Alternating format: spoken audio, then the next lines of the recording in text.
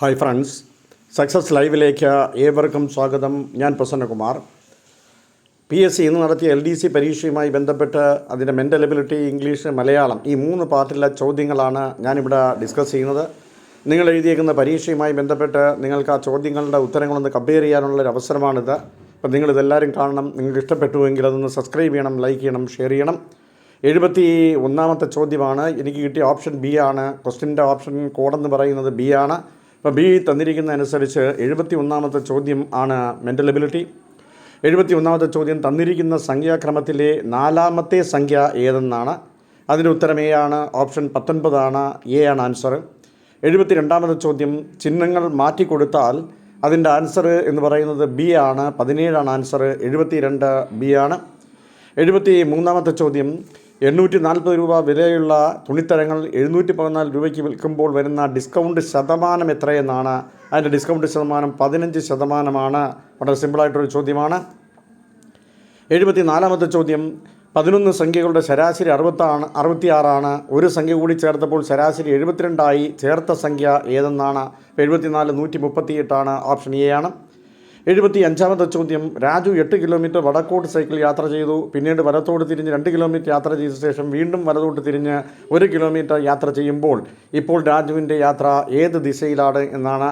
ഉത്തരം ബി ആണ്. Option B തെക്കാണ്.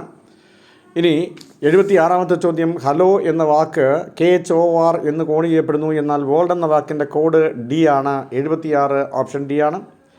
77ാമത്തെ ചോദ്യം എ ജോലി 20 ദിവസമെടുത്ത് പൂർത്തിയാക്കുന്നു. എയും ബിയും കൂടി ഒരുമിച്ച് ആ ജോലി പൂർത്തിയാക്കാൻ 12 ദിവസം എടുക്കുന്നു. എന്നാൽ ബി മാത്രമായി പ്രസ്തുത ജോലി പൂർത്തിയാക്കാൻ എത്ര ദിവസം എടുക്കുമെന്നാണ്. 77 ഓപ്ഷൻ സി ആണ്. 30 ദിവസമാണ്. 30 ദിവസം. 78ാമത്തെ ചോദ്യം ഒറ്റയാനെ കണ്ടെത്തുകയാണ്. ഒറ്റയാനെന്ന് പറയുന്നത് സി ആണ്. 78 ഓപ്ഷൻ സി ആണ്. 79ാമത്തെ ചോദ്യം ഒരു ടാങ്ക് നിറയാൻ 3 പൈപ്പുകൾ 1 മണിക്കൂർ 30 മിനിറ്റ് എടുക്കുന്നു. എന്നാൽ 2 പൈപ്പുകൾ ഉപയോഗിക്കുന്നത് വഴി ടാങ്ക് നിറയാൻ എത്ര സമയമെടുക്കുമെന്നാണ്. അപ്പോൾ 79 ഡി ആണ്. 2 മണിക്കൂർ 15 മിനിറ്റാണ്. 80ാമത്തെ ചോദ്യം തന്നിരിക്കുന്ന സമവാക്യത്തിൽ കെയുടെ വില എത്ര എന്നാണ്. കെയുടെ വില ഓപ്ഷൻ എ ആണ്. 1 ആണ് ആൻസർ. ഓപ്ഷൻ എ ആണ്. ഇത്രയുമാണ് 10 മാർക്കിൻ്റെ മാത്സ് എന്ന് പറയുന്നത്. വളരെ എളുപ്പമുള്ള ചോദ്യമാണ്. നമ്മൾ പ്രതീക്ഷയിൽ നിന്നും വളരെ എളുപ്പത്തിൽ ഈ ചോദ്യങ്ങൾ നമുക്ക് തന്നിരിക്കുന്നു. ഇനി ഇംഗ്ലീഷും അതുപോലെ തന്നെ വളരെ എളുപ്പമുള്ള ചോദ്യമാണ്. 81ാമത്തെ ചോദ്യം the doll belongs to the child എന്നാണ്. The doll belongs to the child എന്നാണ്. അപ്പോൾ 2 ആണ് ആൻസർ വരേണ്ടത്. ബി ആണ്. 82ാമത്തെ ചോദ്യം ഐഡൻറ്റിഫൈ ചെയ്ത് കറക്റ്റ് സ്പെല്ലിംഗ് എന്നാണ്. കറക്റ്റ് സ്പെല്ലിംഗ് പ്രൊപ്രൈറ്റി PROPRIETY ആണ്. അപ്പോൾ ഡി ആണ് ആൻസർ. 82 ഡി ആണ് ആൻസർ. 83ാമത്തെ ചോദ്യം the tourist guide along with the tourist. Along വന്നാൽ ആദ്യത്തെ സബ്ജക്റ്റാണ് തീരുമാനിക്കുന്നത്. അപ്പോൾ ഹാസ് ആണ് വരേണ്ടത്. ഓപ്ഷൻ എ ആണ്. 83 ഓപ്ഷൻ എ ഹാസ് ആണ്. 84ാമത്തത് let's go for a walk എന്നാണ്. അപ്പോൾ അവിടുത്തെ ക്വസ്റ്റ്യൻ വേർഡ് ലെറ്റസ് വന്നുകൊണ്ട് നമുക്ക് ഷാൽ ബി ആണ്. Option C shall B. 85ാമത്തെ ചോദ്യം identify the synonym for amendment എന്നാണ്. അമെൻമെൻറ്റിൻ്റെ സിനോണിം എന്ന് പറയുന്നത് മോഡിഫിക്കേഷൻ ആണ്. Option C modification. 86ാമത്തെ ചോദ്യം identify the antonym for deficit എന്നാണ്. അതിൻ്റെ ആൻറ്റോണിം ഡെഫിസിറ്റ് സർപ്ലസ് ആണ്. ഓപ്ഷൻ ബി ആണ്. 87ാമത്തെ ചോദ്യം ചേഞ്ച് ടു ഇൻഡയറക്റ്റ് സ്പീച്ച് എന്നാണ്. He says I am attending a training എന്നാണ്. അപ്പോൾ ഇവിടെ റിപ്പോർട്ടിംഗ് വെർബ് എന്ന് പറയുന്ന പ്രസൻറ്റ് ടെൻസ് ആയതുകൊണ്ട് തീർച്ചയായും അതിൻ്റെ ടെൻസിൽ ഒരു മാറ്റവുമില്ല. അതുകൊണ്ട് he says that he's attending a training. Option D ആണ്. 87 ഓപ്ഷൻ ഡി. 88ാമത്തെ ചോദ്യം if I had money I would help the poor എന്നാണ്. ഇവിടെ ഹാഡ് എന്ന് പറയുന്നത് നമുക്ക് സബ്ജക്റ്റായിട്ടാണ് വെർബായിട്ടാണ് തന്നേക്കുന്നത്. അതുകൊണ്ട് വുഡ് ഹെൽപ്പാണ് വരേണ്ടത്. 86 സി ആണ്. 88 സി ആണ്. 89 the idiom bone of contention means subject of dispute ആണ്. കോറൽ അല്ലെങ്കിൽ ഡിസ്പ്യൂട്ട് എന്നാണ് അതിൻ്റെ മീനിങ് വരുന്നത്. 89 സി ആണ്. 90ാമത്തെ ചോദ്യം the dash of wolves howled at the moon a pack of ആണ്. പാക്കാണ് അവിടെ വരേണ്ടത്. 90 എ ആണ്. അങ്ങനെ ആ ഭാഗവും വളരെ ഈസിയായിട്ട് നമുക്ക് ചെയ്യാൻ പറ്റുന്നതാണ്. വളരെ സിമ്പിളായിട്ടുള്ളൊരു ചോദ്യമാണ്. 91 മലയാളമാണ്. 91 മുതൽ 100 വരെ നമുക്ക് മലയാളത്തിൻ്റെ ഉത്തരങ്ങളാണ് അറിയേണ്ടത്.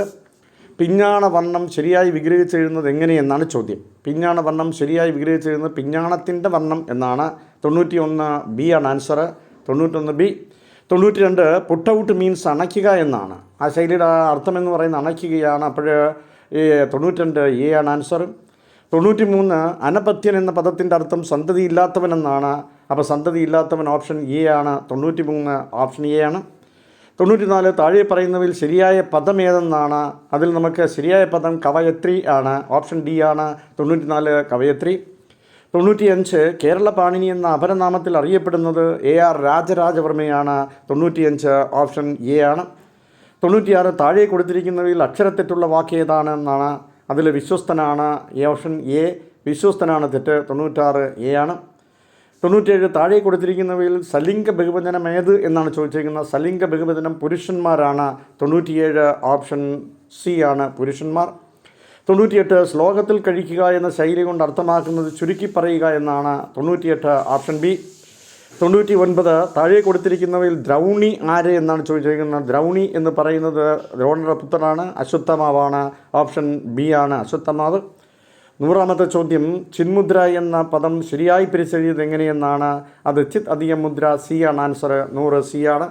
അങ്ങനെ നമുക്ക് 71 മുതൽ 100 വരെയുള്ള 30 ചോദ്യങ്ങൾ, മെൻ്റൽ എബിലിറ്റി, ഇംഗ്ലീഷ്, മലയാളം, ഈ 30 ചോദ്യങ്ങളുടെ ഉത്തരമാണ് നമ്മൾ ഡിസ്കസ് ചെയ്തത്. വളരെ സിമ്പിളായിട്ടുള്ള എളുപ്പത്തിൽ നമുക്ക് ചെയ്യാൻ പറ്റുന്ന ചോദ്യങ്ങളായിരുന്നു ഇതെന്ന് പറയുന്നത്. അതുകൊണ്ട് നിങ്ങൾക്കെല്ലാം നല്ല മാർക്ക് കിട്ടുമെന്ന് ഞാൻ വിശ്വസിക്കുന്നു. അടുത്ത ഭാഗം ഒരുമിച്ച് അപ്ലോഡ് ചെയ്യാൻ പറ്റാത്തതുകൊണ്ട് GK ഉടൻ തന്നെ ഞാൻ അപ്ലോഡ് ചെയ്യുന്നതാണ്. താങ്ക്സ്.